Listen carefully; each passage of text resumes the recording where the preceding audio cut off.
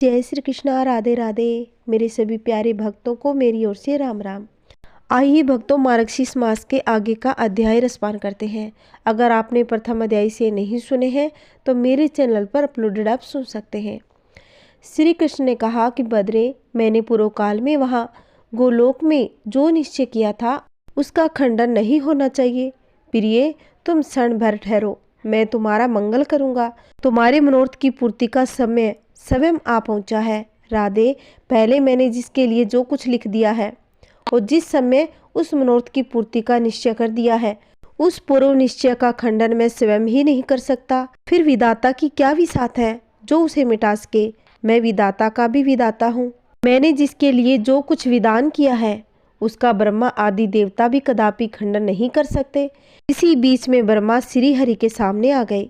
उसके हाथों में माला और कमंडलू शोभा पा रहे थे।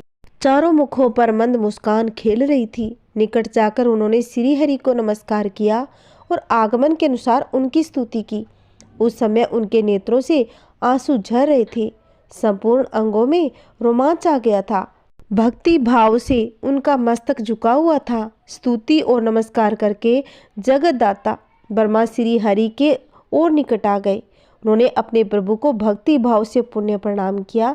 फिर वे श्री राधिका के समीप गए और माता के चरण कमल में मस्तक रखकर उन्होंने भक्ति भाव से नमस्कार किया। फिर दोनों हाथ जोड़कर वे आगमन के अनुसार श्री राधा की स्तुति करने लगे।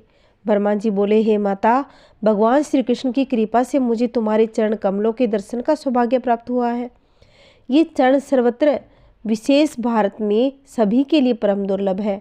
मैंने पूर्व काल में पुष्कर तीर्थ में सूर्य के प्रकाश में बैठकर परमात्मा श्री कृष्ण की प्रसन्नता के लिए 60,000 वर्षों तक तपस्या की। तब वरदाता श्री हरि मुझे वर देने के लिए स्वयं पधारे। उनके वर मांगो ऐसा कहने पर मैंने प्रसन्नता पूर्वक अभीष्ट वर मांगते हुए कहा, गुण अतीत परमेश्वर जो सबके लिए परम दुर्लभ है, उन राधिका के चरण कमल का मुझे इसी समय शीघ्र दर्शन कराइए। मेरी यह बात सुनकर श्री हरि मुझ तपस्वी से बोले कि हे वत्स, इस समय क्षमा करो। उपयुक्त समय आने पर मैं तुम्हें राधा जी के चरण कमलों का दर्शन अवश्य कराऊंगा। ईश्वर की आज्ञा निष्फल नहीं होती, इसलिए मुझे तुम्हारे चरण कमलों के दर्शन प्राप्त हो गए। हे माता, तुम्हारे ये चरण गोलोक में तथा इस समय भारत में भी सबकी मनोवांछ के विषय है।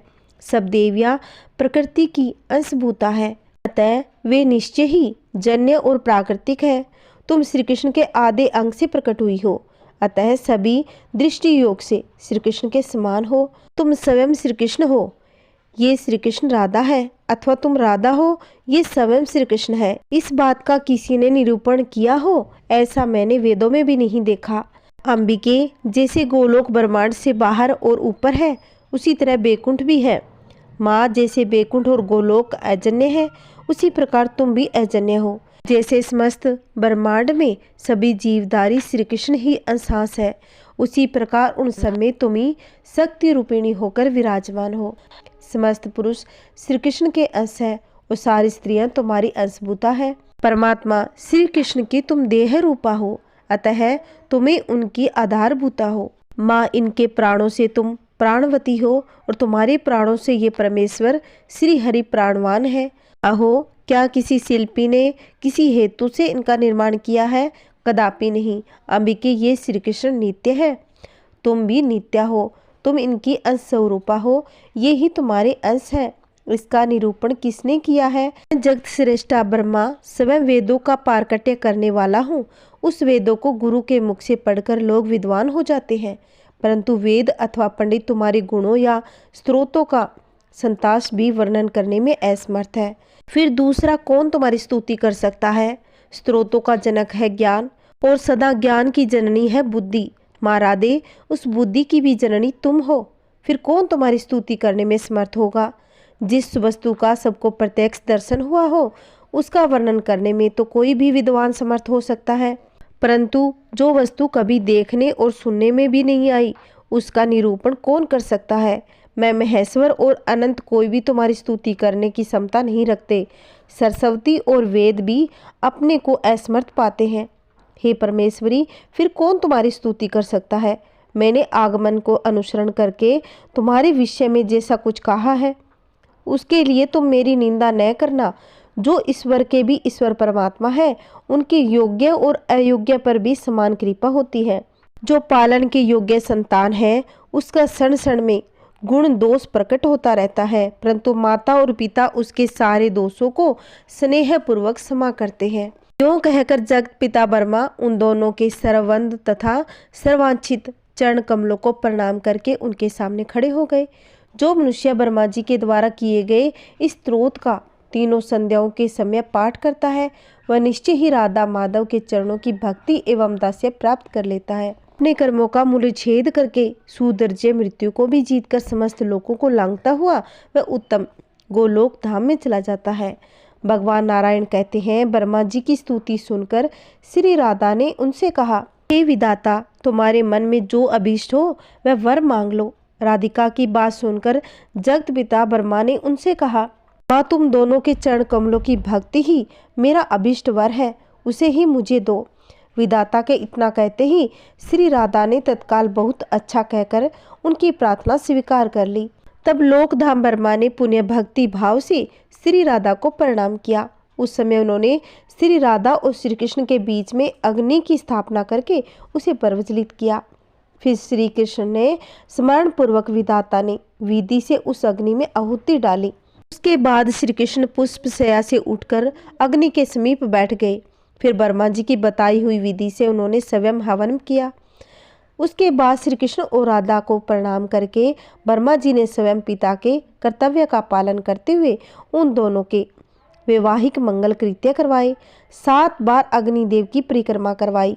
इसके बाद राधा से अग्नि की परिक्रमा करवाकर श्री कृष्ण को प्रणाम करा के श्री राधा को उनके पास बैठा दिया। फिर श्री कृष्ण से राधा का हाथ ग्रहण करवाया और माधव से 7 वैदिक मंत्र पढ़वाए। इसके बाद वेदज्ञ विधाता ने श्री हरि के वक्ष स्थल पर राधिका का हाथ रखवाकर राधा के पृष्ठ देश में श्री कृष्ण का हाथ रखवाया और राधा से 3 वैदिक मंत्र का पाठ करवाया। उसके बाद ब्रह्मा ने पारिजाति के पुष्पों की आजुन लंबिनी माला श्री राधिका के हाथों से श्री कृष्ण के गले में डलवा दी। उसके बाद कमल जन्मा विधाता ने पुनः श्री राधा और श्री कृष्ण को प्रणाम करके श्री हरि के हाथ से श्री राधा के कंठ में मनोहर माला डलवा दी। फिर श्री कृष्ण को बैठाया। उनके बाएं भाग में मंद मंद मुस्कुराती हुई श्री कृष्ण हृदय राधा को भी बैठा दिया। इसके बाद उन दोनों से हाथ जुड़वाकर 5 वैदिक मंत्र पढ़वाए। उसके बाद विधाता ने पुनः श्री कृष्ण को प्रणाम करके जैसे पिता अपनी पुत्री का दान करते हैं, उसी प्रकार राधिका को उसके हाथ में सौंप दिया और भक्ति भाव से श्री कृष्ण के सामने खड़े हो गए। इसी बीच में आनंदित और पुलकित हुए देवगण दुंदुम्बी, नानक और मूरज आदि बाजे बजाने लगे। विवाह मंडप के पास पारिजाति के फूलों की वर्षा होने लगी। श्रेष्ठ गंधर्वों ने गीत गाने शुरू कर दिए। झुंड झुंड अप्सराएं नृत्य करने लगी। ब्रह्मा जी ने श्री हरि की स्तुति की और मुस्कुराते हुए उनसे कहा, आप दोनों के चरण कमलों में मेरी भक्ति बढ़े, यही मुझे दक्षिणा दीजिए। ब्रह्मा जी की बात सुनकर स्वयं श्री हरि ने उनसे कहा कि ब्रह्मा, मेरे चरण कमलों में तुम्हारी सुदृढ़ भक्ति हो। अब तुम अपने स्थान को जाओ, तुम्हारा कल्याण होगा, इसमें संशय नहीं। हे वत्स, मैंने जो कार्य तुम्हारे जिम्मे लगाया था उसका मेरी आज्ञा के अनुसार पालन करो। मुने श्री कृष्ण का यह आदेश सुनकर जगत विधाता ब्रह्मा श्री राधा और कृष्ण को प्रणाम करके प्रसन्नतापूर्वक अपने लोक को चले गए। ब्रह्मा जी के चले जाने पर मुस्कुराती हुई देवी राधिका ने बाकी चितवन से श्री हरि के मुँह की ओर देखा और लज्जा से अपने मुँह को ढक लिया। उस समय उनका स्वांग पुलकित हो उठा। वे प्रेम वेदना का अनुभव कर रही थी। श्री हरि को भक्ति भाव से प्रणाम करके श्री राधा उनकी शैया पर गई। वहाँ चंदन, अगरू, कस्तूरी, केसर का अंगराग रखा हुआ था। श्री राधा ने श्री कृष्ण के ललाट में तिलक करके उनके वक्षस्थल में चंदन लगाया। फिर सुधा और मधु से भरा हुआ मनोहर रतन पात्र भक्ति पूर्वक श्री हरि के हाथों में दिया। जगदीश्वर श्री कृष्ण ने उस सुधा का पान किया। इसके बाद श्री राधा ने कपूर आदि से सुवासित सुरमय तांबुल को श्री कृष्ण को दिया। श्री हरि ने उसे सादर भोग लगाया। फिर श्री हरि के दिए हुए सुधा रस का मुस्कुराती हुई श्री राधा ने आस्वादन किया। साथ ही उनके दिए हुए तांबुल को भी श्री हरि के सामने ही खाया। श्री कृष्ण ने प्रसन्नतापूर्वक अपना चबाया हुआ पान श्री राधा को दिया। राधा ने बड़ी भक्ति से उसे खाया और उनके मुखार मकरंद का पान किया। इसके बाद मधुसूदन ने भी श्री राधा से उनका चबाया हुआ पान मांगा, परंतु राधा ने नहीं दिया। वे हंसने लगी और बोली, क्षमा कीजिए। माधव ने राधा के हाथों से रत्नमय दर्पण ले लिया और राधिका भी माधव के हाथों से बलपूर्वक उनकी मुरली छीन ली। राधा ने माधव का और माधव ने राधा का मन मोह लिया। प्रेम मिलन के बाद राधा ने प्रसन्नतापूर्वक परमात्मा श्री कृष्ण को उनकी मुरली लौटा दी। श्री कृष्ण ने भी राधा को उनका दर्पण और उज्जवल क्रीड़ा कमल दे दिया। उनके केसों की सुंदर वेणी बांध दी और भाल देश में सिंदूर का तिलक किया। विचित्र पत्र रचाए से युक्त सुंदर वेश संवारा। उन्होंने जैसी वेश रचना की उसे विश्वकर्मा भी नहीं जानते, फिर सखियों की तो बात ही क्या है। तब राधा श्री कृष्ण की वेश रचना करने को उद्यत हो गई। तब वे किशोर अवस्था रूप त्याग कर पुनः शिशु रूप हो गए। राधा ने देखा बाल रूप श्री कृष्ण सुधा से पीड़ित हो गए। नंद ने जैसे भयभीत अच्युत को दिया था उसी रूप में वे इस समय दिखाई दे रहे थे।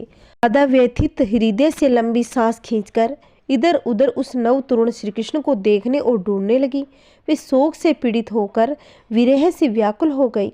उन्होंने कातर भाव से श्री कृष्ण के उद्देश्य से यह दीनतापूर्वक बात कही, माहेश्वर, आप अपने इस दासी के प्रति ऐसी माया क्यों करते हो। इतना कहकर राधा पृथ्वी पर गिर पड़ी और जोर जोर से रोने लगी। उधर बालक कृष्ण भी वहीं रो रहे थे। इसी समय आकाशवाणी हुई कि राधे, तुम क्यों रोती हो। श्री कृष्ण के चरण कमल का चिंतन करो। जब तक रास मंडल की आयोजना नहीं होती तब तक प्रतिदिन रात में तुम यहाँ आओगी। अपने घर में अपनी छाया छोड़कर स्वयं यहाँ उपस्थित हो। तुम श्री हरि के साथ नित्य मनवांछित क्रीड़ा करोगी। अतः रो मत, शोक छोड़ो, अपने इस बाल रूपधारी प्राणेश्वर का मायापति को गोद में लेकर घर को जाओ। जब आकाशवाणी ने सुंदरी राधा को इस प्रकार आश्वासन दिया तब उसकी बात सुनकर राधा ने बालक को गोद में उठा लिया और पूर्व उक्त पुष्प वाटिका वन तथा उत्तम रतन मंडली की ओर पुण्य दृष्टिपात किया। फिर राधा ने वृंदावन से तुरंत नंद मंदिर की ओर चल दी। तद वो देवी मन के समान तीव्र गति से चलने वाली थी, अतः आधे निमेष में वहां जा पहुंची। उनकी वाणी मधुर थी, आंखें लाल हो गई थी। वे यशोदा की गोद में उस बालक को देने के लिए उद्यत हो इस प्रकार बोली, मैया, वर्ज में आपके स्वामी ने मुझे यह बालक घर पहुंचाने के लिए दिया था। भूख से आतुर होकर रोते हुए इस स्थूलकाय शिशु को लेकर मैं रास्ते भर यातना भोग रही हूँ। मेरा भीगा हुआ वस्त्र इस बच्चे के शरीर में सट गया है। आकाश बादलों से घिरा हुआ है। अत्यंत दुर्दिन हो गया है। मार्ग में फिसलन हो रही है। कीच काच बढ़ गई है। यशोदा जी, अब मैं इस बालक का बोझ ढोने में असमर्थ हो गई हूँ। हे बद्रे, इसे गोद में ले लो और स्तन देकर शांत करो। मैंने बड़े देर से घर छोड़ रखा है, अतः जाती हूँ। सती यशोदा, तुम सखी रहो। ऐसा कहकर बालक देकर राधा अपने घर को चली गई। यशोदा ने बालक को घर ले जाकर चुम्मा और स्तन पिलाया। दूध पिलाकर राधा अपने घर में रहकर बर्मा रूप से गृह कर्म में तत्पर दिखाई देने लगी, परंतु प्रतिदिन रात में वहां वृंदावन में जाकर श्री हरि के साथ क्रीड़ा करती थी। वत्स नारद, इस प्रकार मैंने तुमसे शुद्ध सुख और मोक्षदायक पुण्यमय श्री कृष्ण चरित्र का वर्णन किया है। अब अन्य लीलाओं का वर्णन कहता हूँ, सो सुनो। आगे की कथा हम कल की वीडियो में रसपान करेंगे। जय श्री कृष्णा, राधे राधे। आइए भक्तों, हम श्री कृष्ण का छोटा सा भजन सुनते हैं। सखी कीर्तन में आया करो कि राधे राधे गाया करो। सखी कीर्तन में आया करो कि राधे राधे गाया करो। जब कीर्तन का आवे बुलावा तुम दौड़ी दौड़ी जाया करो कि राधे राधे गाया करो।